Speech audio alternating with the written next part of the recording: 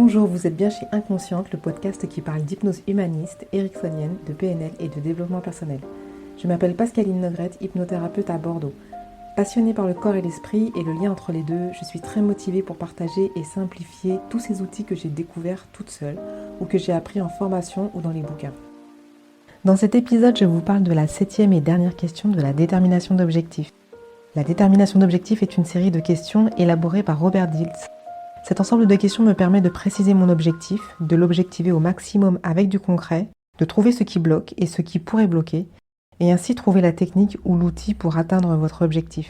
La question 7 est, pour atteindre votre objectif, quelles sont vos ressources, vos qualités ? En général, arrivé à cette question, les gens se sentent soit chez le psy, soit à un entretien professionnel. Mais il faut savoir que les professionnels du recrutement et même de la vente se sont intéressés à la PNL il y a bien longtemps.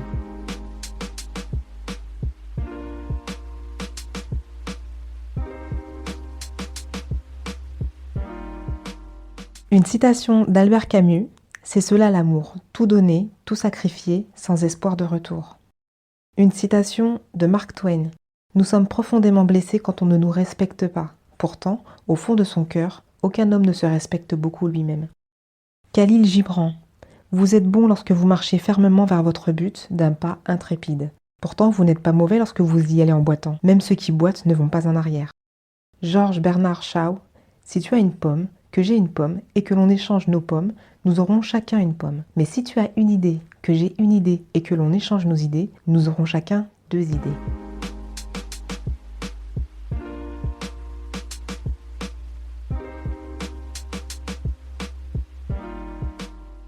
Après les 6 premières questions qui peuvent sembler difficiles, la 7e n'est pas mieux. Quelles sont vos ressources intérieures et extérieures ? Quelles sont vos qualités pour réussir à atteindre votre objectif ? Ah, enfin du positif, après avoir disserté sur vos blocages, vos bénéfices secondaires, les rêves du futur et les échecs du passé. Cette question paraît bien banale, et pourtant, les réponses que je reçois sont parfois silencieuses. Réfléchissez bien à ce que vous avez de bon en vous, qui vous permet d'arriver là où vous voulez. De la motivation, de l'entêtement, de la persévérance, de la patience, une facile remise en question, etc. Pour ce qui vient de l'extérieur, c'est sur qui vous pouvez compter précisément pour vous soutenir vers votre objectif. Famille, amis, thérapeute, et puis on peut ajouter l'argent, la santé, les diplômes déjà acquis. Il s'agit pour vous de cogiter sur vos points forts, pour en prendre conscience et les utiliser, car souvent on a plein d'outils sous le nez, mais on ne les utilise pas, et c'est bien dommage. A l'inverse, on pourrait à tort penser à une personne très proche comme une ressource, et en fait pas du tout. Par exemple, une femme qui veut arrêter de fumer et monsieur ne veut pas. Ça va être un peu plus compliqué que prévu.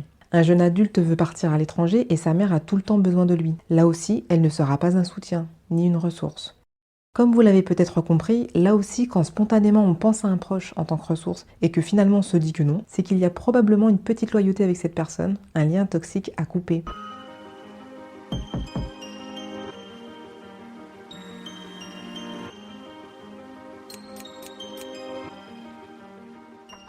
Parfois, il n'y a pas de réponse à cette question.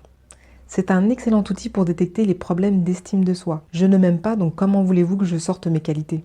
Je me souviens d'Aurélie, qui ne répond rien à cette question, du moins pas verbalement. Le non-verbal prend la suite. Rougeur, pâleur, rire, pleurs et repli sur soi. Si c'est votre cas, votre estime de vous est toute petite. Si ce n'est pas dans votre objectif de base de gagner en estime de vous-même, vous saurez alors qu'il faudra travailler dessus. Si j'ai le temps, j'en profite pour inverser la question. Bon d'accord, vous n'avez aucune qualité. Que pensez-vous de vous alors, en toute honnêteté ? Et de les bosser tout de suite ou plus tard, une par une, pour les retourner en positif ou les démonter.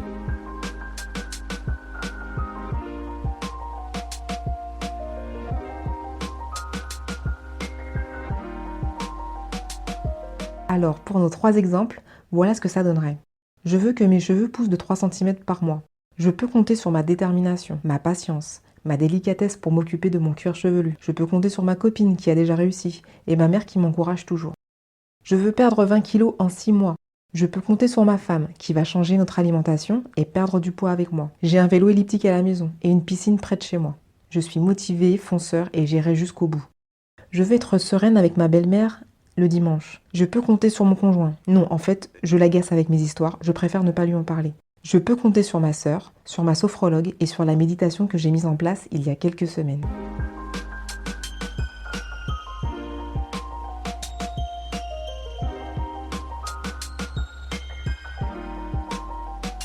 Voilà, avec tout cela, votre inconscient a déjà les clés en main. Elles existent déjà et il va vous en faire trouver d'autres sur le même modèle. Je vous rappelle que votre inconscient est bienveillant et une fois qu'il a compris votre objectif, il va faire le maximum pour vous aider à l'atteindre. Une fois que vous avez répondu à cette 7e et dernière question, vous récapitulez le tout et vous stabilotez les points qui vous semblent essentiels. Il se peut que suite à ce bilan, il se dégage des sous-objectifs comme apaiser des souffrances, des disputes, des déménagements, des critiques, des jugements. Parfois, la prise de conscience est suffisante. Parfois, il faut écrire une lettre pour une personne ou pour une situation et déposer tout ce que l'on porte et qui ne nous appartient pas. Parfois, faire le tri dans ce bazar est trop compliqué à faire seul et vous pouvez consulter pour y voir plus clair. C'est ce que j'ai fait à mes débuts. Trop de réponses à mes questions et donc impossible de dégager quelque chose de juste. Je vous rappelle la citation d'Albert Camus, « C'est cela l'amour, tout donner, tout sacrifier sans espoir de retour ». La citation de Mark Twain, « Nous sommes profondément blessés quand on ne nous respecte pas. Pourtant, au fond de son cœur, aucun homme ne se respecte beaucoup lui-même. » La citation de Khalil Gibran, « Vous êtes bon lorsque vous marchez fermement vers votre but d'un pas intrépide. Pourtant, vous n'êtes pas mauvais lorsque vous y allez en boitant. Même ceux qui boitent ne vont pas en arrière. » Et la citation de Georges Bernard Shaw, « Si tu as une pomme, que j'ai une pomme, que l'on échange nos pommes, nous aurons chacun une pomme. Mais si tu as une idée, que j'ai une idée et que l'on échange nos idées, nous aurons chacun 2 idées. » Retrouvez Inconsciente pour l'épisode suivant.